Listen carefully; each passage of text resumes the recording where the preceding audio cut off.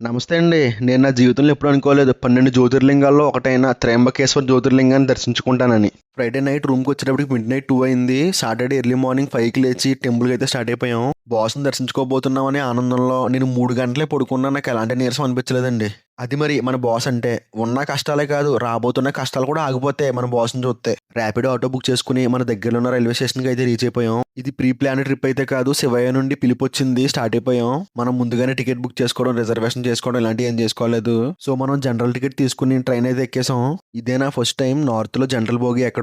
ఇక్కడ పరిస్థితి ఎలా ఉందంటే మీరే చూడండి. ట్రైన్‌లో పరిస్థితి ఎంత హీనంగా ఉన్నా జ్యోతిర్లింగాన్ని దర్శించుకోబోతున్నాననే ఆనందంలో 3 గంటల జర్నీ కాస్త 3 నిమిషాల్లో అయిపోయినట్టు అయిపోయిందండి మీరు నమ్మరు. టెంపుల్ దగ్గరలో ఉన్న రైల్వే స్టేషన్‌లో దిగి బస్సు ఎక్కి టెంపుల్‌కి అయితే స్టార్ట్ అయిపోయాం. రైల్వే స్టేషన్‌లో దిగిన తర్వాత మీరు చాలా జాగ్రత్తగా ఉండాలి. లేకపోతే మీరు చాలా మనీ లాస్ అయిపోతారు క్యాబ్స్, ఆటోస్ దగ్గర.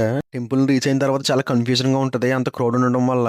కష్టపడి అంతమంది క్రౌడ్‌ని దాటుకుని టెంపుల్ దగ్గరికి వెళ్ళిన తర్వాత టికెట్స్ ఇక్కడ ఇవ్వం. స్టార్టింగ్‌లో ఇస్తారు తెచ్చుకోండి అంటారు. సో చాలా కన్‌ఫ్యూజన్‌గా ఉంటది.